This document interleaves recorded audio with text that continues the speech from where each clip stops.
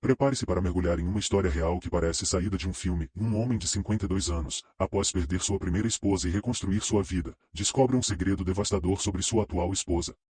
Uma câmera de segurança revela uma traição chocante, envolvendo o ex-marido dela, um passado sombrio e uma traição inesperada. À medida que as camadas dessa história complexa se desdobram, somos convidados a explorar os dilemas emocionais e morais enfrentados pelo protagonista, enquanto ele luta para proteger os filhos de sua esposa e encontrar um caminho para a frente. Esta é uma narrativa de amor, traição e a busca por justiça que você não vai querer perder. Eu, homem, 52 anos, perdi minha primeira esposa há 10 anos. Na época, eu tinha 2 filhas, agora com 21 e 24 anos. A vida seguiu em frente, e depois de cerca de 3 anos, conheci minha atual esposa, 38 anos. Nos conhecemos de maneira inocente o suficiente, basicamente nos esbarrando em vários lugares da cidade.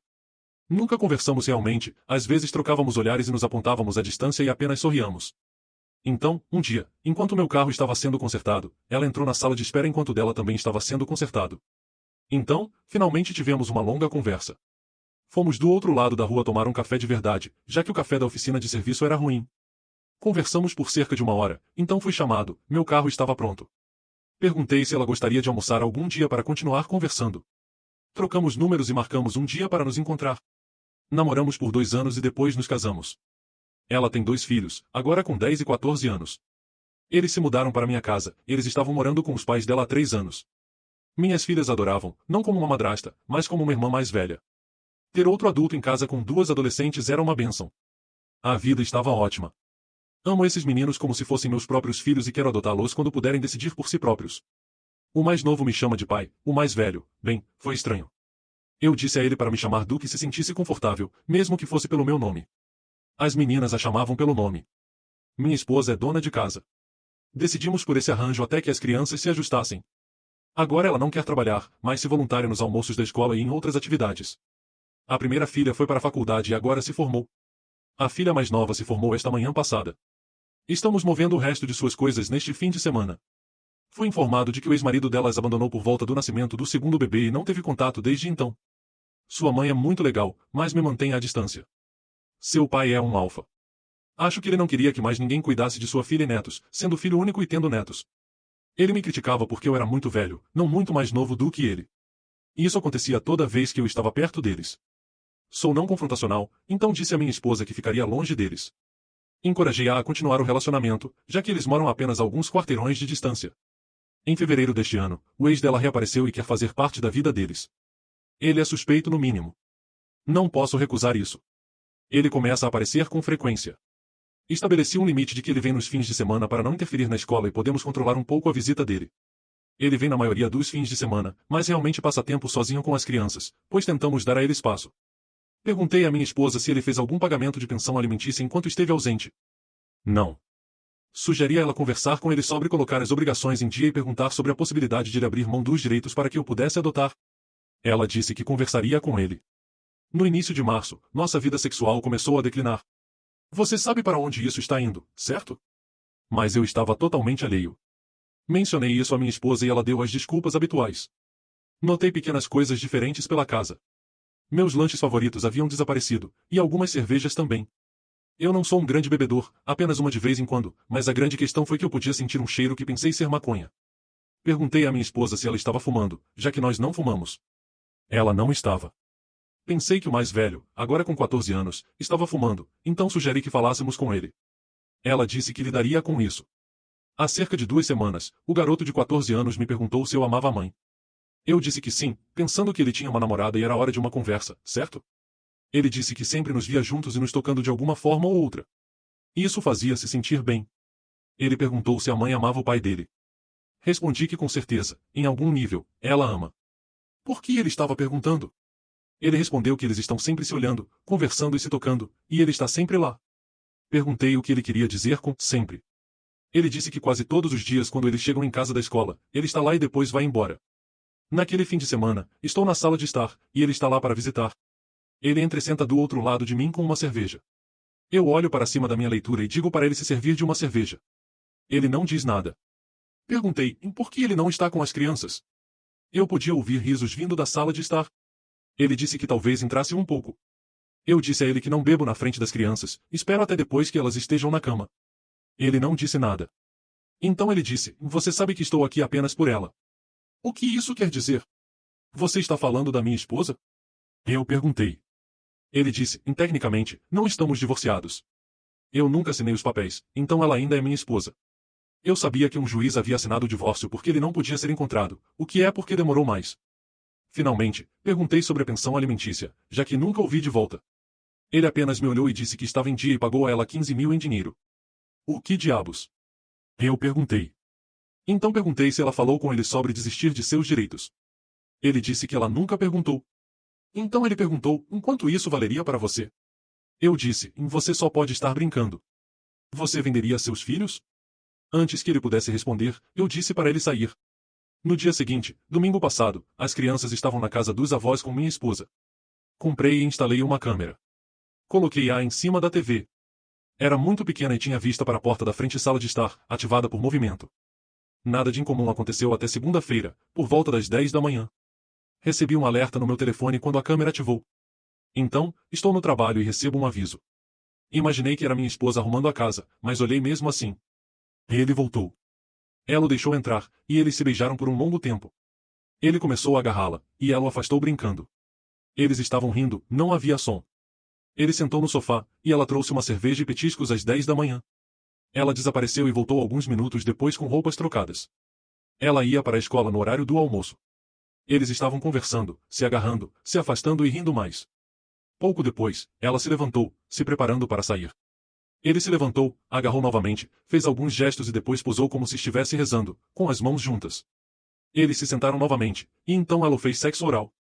Ela terminou, saiu do alcance da câmera, voltou, disse algo e depois saiu. Ele então assistiu TV e tirou uma soneca.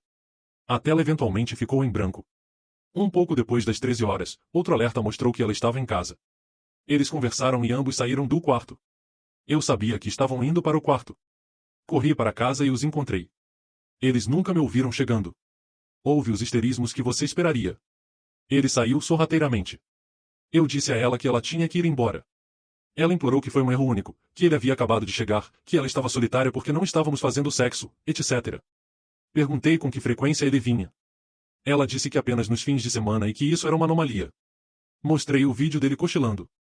Ela disse que ele estava cansado e havia pedido para cochilar. Então mostrei a ela o sexo oral. Ela não tinha nada a dizer. Eu disse a ela para fazer as malas, ela estava fora. Saí e liguei para o pai dela para levá-los. Estávamos tendo problemas. Ele, é claro, assumiu a posição de alfa, dizendo como eu estragaria isso, blá, blá.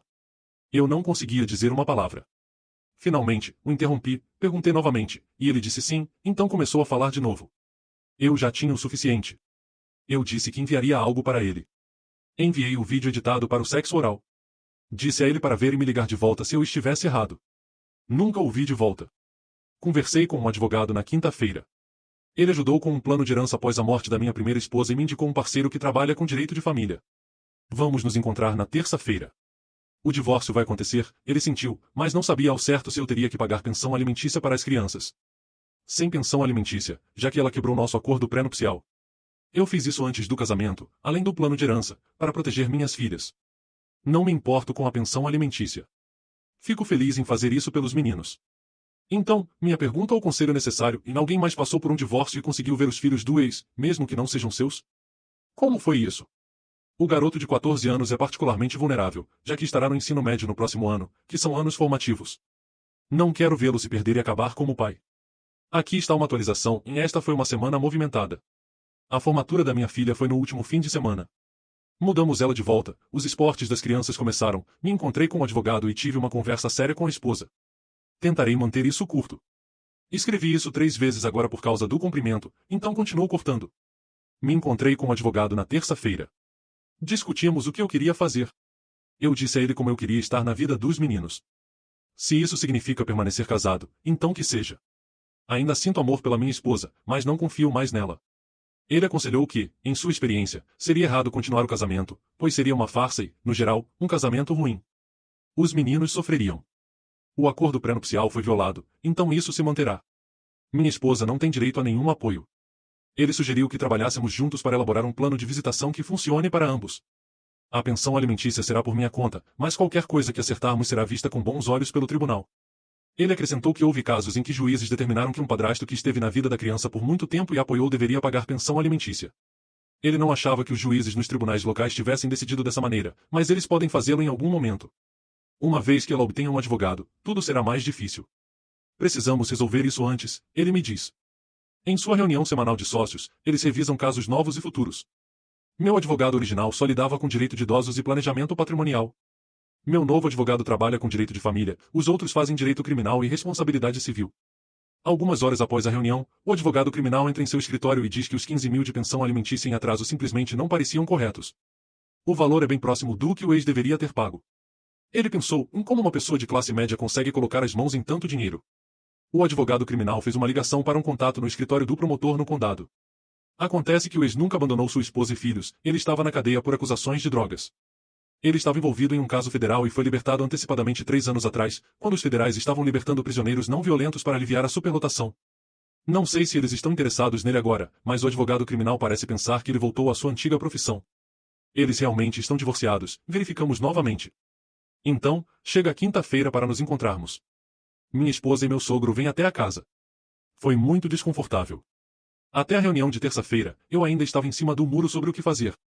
Comecei dizendo que ia gravar a reunião para não haver má interpretação do que aconteceu. Ambos concordaram. Perguntei se ela tinha consultado um advogado, ela não tinha. Aconselhei-a a conseguir um porque haverá um divórcio. Aquela declaração tirou o ar da sala.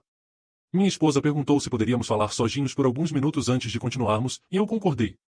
Ela pediu ao seu sogro para nos dar espaço. Ela começou a pedir desculpas, mas a interrompi.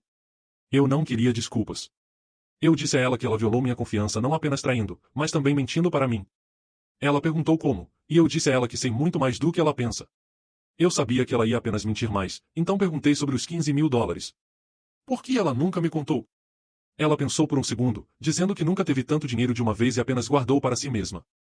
Ela ainda tinha o dinheiro em espécie. Perguntei se ela questionou de onde veio, o ex sabia que devia a ela e aos filhos, e quando juntou o suficiente, foi por isso que ele apareceu. Então, imediatamente, ela está mentindo. Eu disse a ela que sabia do segredo de família profundo e obscuro. O ex estava na prisão. Perguntei onde ele esteve nos últimos 3 anos desde sua liberação. Ela ficou chocada por eu saber, mas a expressão em seu rosto, que ele estava fora há 3 anos, me disse que ela não sabia. Ele a contatou no final de janeiro. Discutimos o fato de que o ex queria me vender os meninos em troca de abrir mão dos direitos parentais. Ela alega não saber disso. Perguntei há quanto tempo o sexo estava acontecendo. Ela disse que foi apenas uma vez. Eu disse a ela que tinha a câmera configurada há um tempo. Mostrei-lhe um clipe em que ela realmente limpava a TV e não percebia a câmera em cima. Não era grande, mas era muito óbvio. Nota, eu só tinha a câmera há alguns dias. Ela achou que era parte de um sistema de videogame. Então ela admitiu que começou em março, 2 meses inteiros. Então ela me disse outra mentira. Neste ponto, chamamos o sogro de volta. Eu estava cansado das mentiras. Então, entramos no que eu queria. Neste ponto, estamos gravando. Ambos objetam, mas eventualmente chegamos ao acordo de que os meninos podem vir sempre que quiserem, mas ficarão com ela. Eu permaneceria em suas vidas e forneceria o que considero apropriado. Espero que ela volte a trabalhar, não espere que eu a sustente.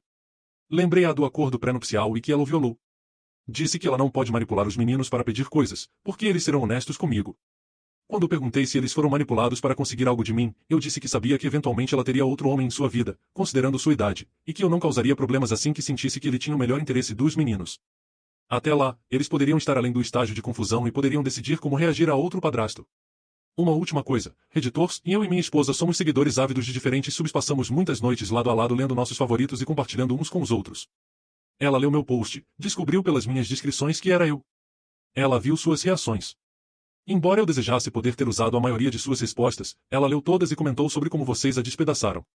Obrigado. O que você achou das atitudes que esse marido tomou?